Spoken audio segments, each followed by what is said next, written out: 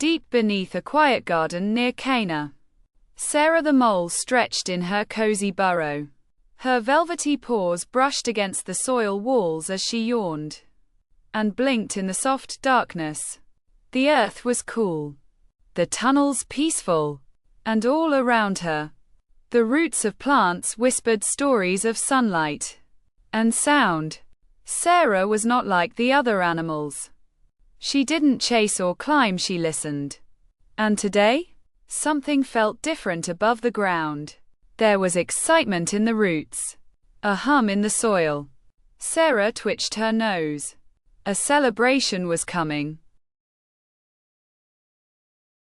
Curious, Sarah scurried through her underground passageways, following the vibrations. Her tiny claws moved quickly through the soft earth until she reached a familiar spot, a narrow tunnel that ended just beneath a flat stone near the garden wall. Above it, she had carved out a small lookout hole, hidden among moss and leaves. From here, Sarah could peek out without being seen. And when she pressed her nose to the opening today, her tiny heart fluttered. People were gathering, dressed in fine cloth, their faces beaming. The wedding had begun. A gentle breeze carried laughter through the air as guests arrived in groups. Sarah watched sandals shuffle and colorful robes swirl. Musicians played soft tunes with harps and flutes. Children ran in circles chasing each other while the grown-ups greeted the bride and groom. From her hidden spot, Sarah couldn't see everything, but she could feel the joy. The whole garden danced with energy. Flowers swayed in rhythm, and birds chirped from the branches above. Sarah smiled quietly. Weddings were noisy, but beautiful. Then Sarah noticed something unusual. A woman walked past the guests with calm purpose. Her robe was soft blue, and her eyes looked both gentle and sure. She leaned close to a man standing near 6 large water jars. Sarah narrowed her eyes. This man looked different, his presence quiet, but full of light, like the sun peeking through soil. He didn't speak loudly, but when he did, people listened. The woman spoke to him first. Sarah didn't understand every word, but something important was being shared. The air around them stilled, as if creation itself paused to listen. The servants nearby looked worried. Sarah noticed them glancing at each other and whispering. One pointed toward the empty jars. Sarah's whiskers twitched. She had heard about these jars from the garden roots. They were used to hold water for washing, but now they sat dry and unused. Something was wrong, and everyone seemed to know it. The music played on, but underneath, Sarah sensed a quiet panic growing. Still, the man, calm and confident, simply nodded and spoke again. The servants hurried to obey. Sarah watched with wide eyes as the servants fetched large jugs of water, carrying them carefully from the well nearby. Trip after trip, they filled each of the 6 stone jars until they were brimming. Sarah could almost hear the water slosh against the sides. The man stood nearby, saying nothing more. But then, something strange happened. The scent in the air shifted. A sweetness bloomed, rich, full, and unexpected. Sarah leaned forward, sniffing. Was that grapes? Her nose twitched wildly. How could water smell like wine? Sarah's heart beat faster as the servants dipped cups into the jars and brought the liquid to the host of the feast. He was a tall man with a grand robe and thick dark beard. Sarah had watched him earlier, laughing and toasting with guests. Now, he lifted the cup to his lips. The whole courtyard seemed to hold its breath. Sarah peeked out further, barely blinking. Would he notice the switch? Would he call it out? But instead, his face lit up. He grinned wide and called the bridegroom over, clapping his hands joyfully.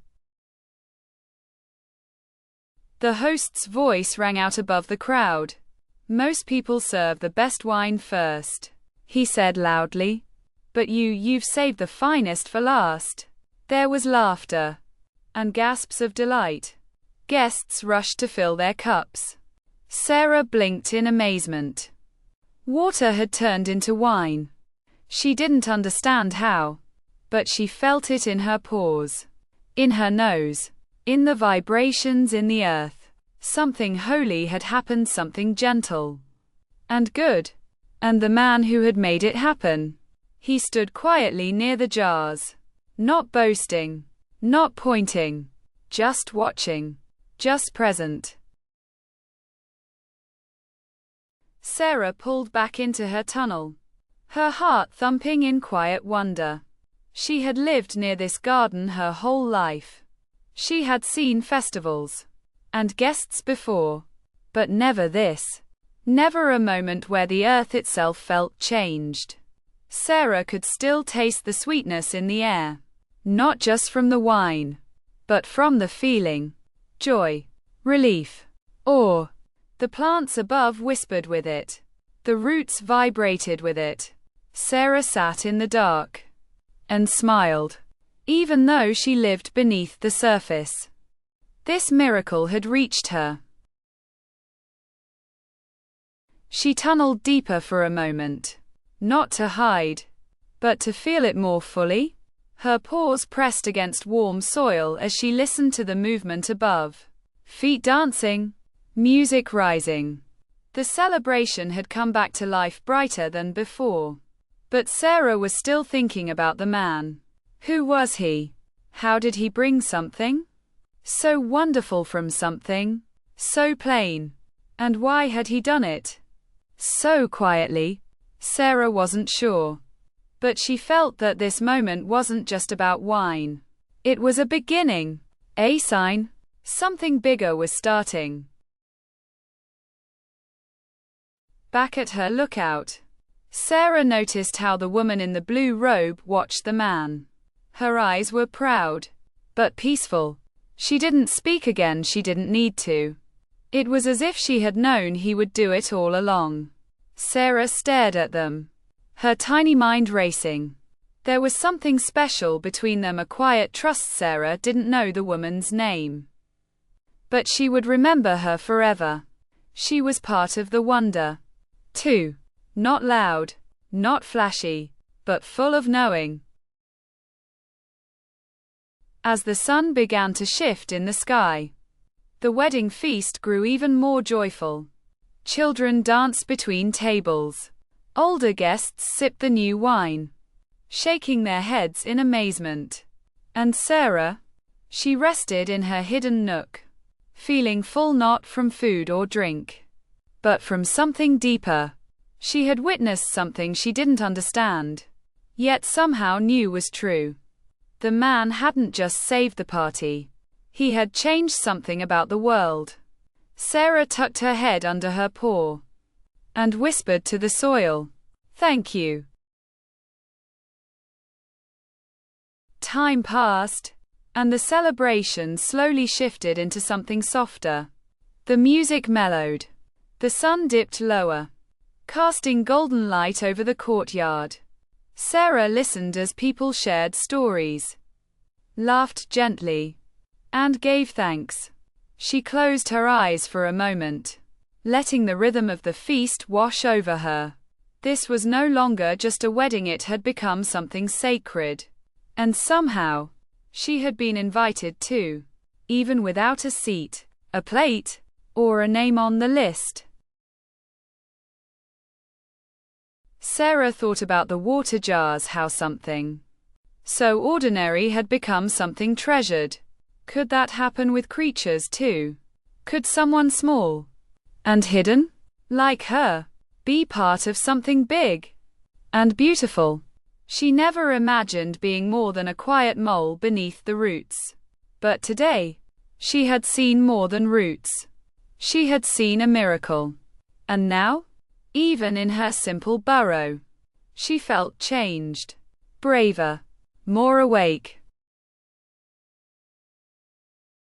She peeked out again, and saw the man speaking with a few guests. He smiled kindly, nodding as they asked questions. Some looked confused, others amazed. But none of them saw what Sarah saw, how the world seemed to tilt gently around him. Like everything leaned a little closer when he was near. The flowers turned toward him. The trees were still when he passed. Sarah didn't know how to explain it. But she knew. He was no ordinary guest. A child wandered close to her lookout stone, chasing a butterfly. Sarah froze, watching through the leaves. The girl laughed and stumbled into the soft grass, looking up at the sky. "Mama," she called. "This is the best day ever." Sarah smiled too. It was true. The joy wasn't just in the wine, it was in everything. In the laughter of children, the peace in the songs, the way the sun lingered as if it didn't want to leave. It was joy that reached even under the ground. Sarah dug a little spiral in the earth just beneath the stone. Not out of habit, but celebration. Her small tunnel curved into a heart-shaped twist. A mark of joy only she would see. It was her way of remembering. She had no paper to write on, no voice to tell the tale. But she would leave a sign in the soil. A gentle reminder that she had been here. That she had seen something extraordinary. Just as the stars began to peek through the dusky sky, Sarah heard the sound of sandals nearby. She looked up and saw the man again walking quietly toward the edge of the garden. The woman in blue followed a few steps behind. No fanfare, no crowd. They didn't need it. Sarah watched them go until they vanished behind the trees. She whispered to the ground, "I'll remember you." And she meant it. Forever. Long after the guests had left, and the lanterns were dimmed, Sarah stayed in her burrow beneath the courtyard. The soil had quieted. The roots now rested. But inside Sarah, a new kind of light glowed.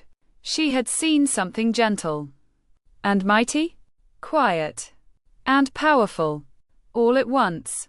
And she didn't need anyone else to explain it. She had felt it herself, not with her eyes, but with her heart. The next morning, Sarah peeked out again. The garden looked different, though nothing had changed. The same trees stood tall. The same stone path curved through the courtyard. But to Sarah, the whole place shimmered with meaning. The well no longer looked like just a place for water, it was a memory now. Of trust, of timing, of transformation. She sighed deeply, feeling the warmth of the sun rise over her tiny world. As the days passed, Sarah often returned to her lookout spot. Sometimes she listened to the wind. Sometimes she whispered into the soil. And every so often, she would dream of the man with the quiet strength and the gentle power. The one who didn't need to shout to be heard. The one who brought joy without asking for anything in return. She had seen a miracle. And even if no one ever knew she had been there, she knew. Sarah started to believe that maybe being small wasn't the same as being unimportant. Maybe watching, and noticing, and remembering were gifts too. Not everyone needs to be seen to be part of the story. She might live underground, but her heart had risen that day. It had risen with joy, with wonder, with worship. and it would never burrow back down the same way again. Back in her tunnel, Sarah curled up beside her little heart-shaped spiral in the soil, her paws tucked beneath her chin, her ears resting against the quiet hum of the earth. She didn't need anything more. She had found her treasure in the form of a moment, a miracle, and a man who turned water into joy. Her tiny voice whispered again, just before sleep. "Thank you, for letting me see